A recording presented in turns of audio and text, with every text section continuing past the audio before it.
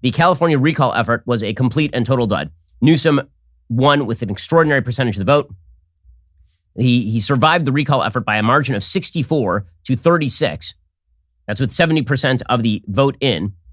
And in the question of who was going to replace him, Larry Elder was leading with 47% of the vote. The California governor recall exit polls via NBC News show that the desire to recall Newsom was not held by a majority of Californians anywhere in the poll, right? Only 47% of males, only 46% of males wanted to recall him.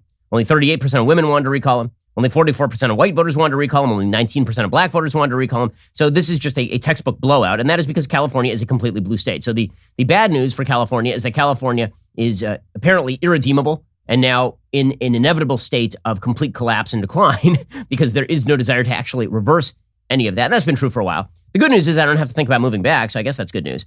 That is pretty much what the recall effort shows. They did ask folks about some of the issues that had come up on these in the recall effort, particularly COVID policy. And what they found is that a large percentage of Californians are very comfortable with COVID policies that were put forward by Gavin Newsom. Something like 46% of Californians said that they thought that they were about right, that this was all pretty good, that all worked just fine. In fact, a significant percentage of Californians thought that the COVID policies were actually not strict enough. They should have been stricter.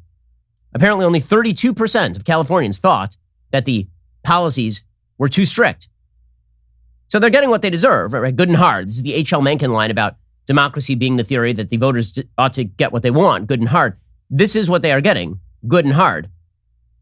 26% of the people who voted in the recall strongly approved of Gavin Newsom's performance as governor. Another 28% somewhat approved, so about 54%.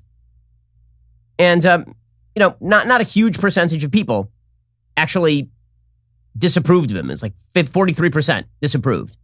So it's a pretty heavy win for Gavin Newsom. For his part, Gavin Newsom said that this was a referendum on Trumpism, which is kind of wild. Donald Trump, number one, was not on the ballot. But number two, you shouldn't be this triumphal about surviving a recall effort in California, which is a heavily Democratic state. This is like saying that Ben Shapiro survived a recall effort at the Daily Wire. Right? Like, I own the place. The Democrats own the place. So for Gavin, the shock would have been if Gavin Newsom had actually been recalled. And let's not be ridiculous about this. The recall effort here was significantly less likely to succeed than the recall effort of Gray Davis back in 2001, 2002. Back when Gray Davis was recalled during that period, we were like 4 years removed from a Republican governor. The last time California had a truly Republican governor was Pete Wilson in the late 1990s. So a full generation. Anyway, here is Gavin Newsom trying to suggest that this was his triumphant return. He had triumphed over Trumpism. This is what Democrats are going to try and do, by the way. It's a good reminder that this is the Democratic plan for 2022 and 2024. They want to run against Trump. They want Trump on the ballot. They want to make it all about Trump, which is why if you're a Republican, even if you like Trump a lot, you might want to think a little bit seriously about whether you want Trump back on the ballot, because it does get Democrats out to the ballot box, for sure. Trump is good at Republican turnout, and he's even better at Democratic turnout. In any case, here is Gavin Newsom trying to push that point. I said this many, many times on the campaign trail. We may have defeated Trump, but Trumpism is not dead in this country. The big lie, the January 6th insurrection, all the voting suppression efforts that are happening all across this country, what's happening, the assault on fundamental rights, constitutionally protected rights of women and girls. It's a remarkable moment in our nation's history. It's not a remarkable moment in our nation's history. It would have been remarkable as if you'd been dumped. Again, this would be the equivalent of the governor of Alabama surviving a recall election against a Democrat. Like, that is not a particular shock. And the media portraying it as a shock is kind of shocking in and of itself. The real shock is that it went this far. Nonetheless, according to DNY News, they say California basks in its clairvoyance. The future happens here first, says Governor Gavin Newsom, calling his state America's coming attraction. Well, that's why I left. By emphatically turning back the effort to recall him from office, however, Mr. Newsom made clear California's cherished role presaging the politics of tomorrow was not as significant as another, larger factor in Tuesday's results, the tribal politics of today. The first-term Democratic governor will remain in office because, in a deeply liberal state, he effectively nationalized the recall effort as a Republican plot, making a flame-throwing radio host the Trump-like face of the opposition to polarize the electorate along red and blue lines. So the suggestion here, and this has been the suggestion of the media, is that if Larry Elder had not been the candidate for the Republican Party most likely to replace Gavin Newsom, then Newsom would have done worse in the recall effort. Now, that may be true in the sense that Larry is a very strong political personality with very strong views. But again, this is a heavily Democrat state. The notion that he was going to get recalled at all was probably a bit of a pipe dream. And even when the polls narrowed significantly and got to the point where it was really, really narrow, that was when they were not talking about any of the people running against him. If it had not been Larry, they probably would have done this to Kevin Falconer, for example. So again, the media are treating this as a referendum on sort of conservatism more generally. And they're attempting to make it a referendum on Trumpism. And it really had nothing to do with either. It had to do with the fact that this is a heavy, I can't say it enough, it's a heavy blue state. They have a super majority in the legislature, the Democrats do. So if they'd replaced Newsom with any Republican, that would have been a grave shock. Mr. Newsom found success not because of what makes California different, but because of how it's like everywhere else. He dominated in California's heavily populated Democratic cities, the key to victory in a state where his party outnumbers Republicans by 5 million voters. By the way, this should be a reminder. If you're a Republican in California, things are going to get worse, not better. I've been saying this since I left. Right? Follow me. Get out while the getting is good. Move to a purple state. Turn that state red. California is a lost cause. I know there are a bunch of people who are hanging on over there. I was one of them until a year ago. I'm much happier now that I have left the state. The state is, again, in an inexorable state of decline.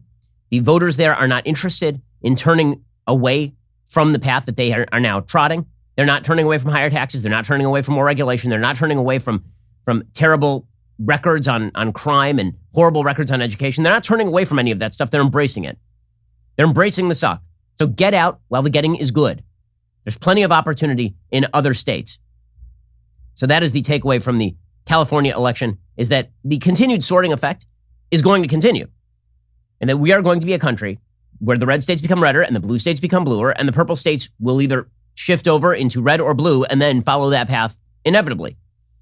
As Virginia has, right? Virginia went from purple to blue, and now it seems like it's going to continue moving blue. Seems to be the trend over in Virginia. On the other hand, Ohio went from purple to red and seems like it is going to get more red over time. Florida moved from purple to red and seems like it's getting more red over time.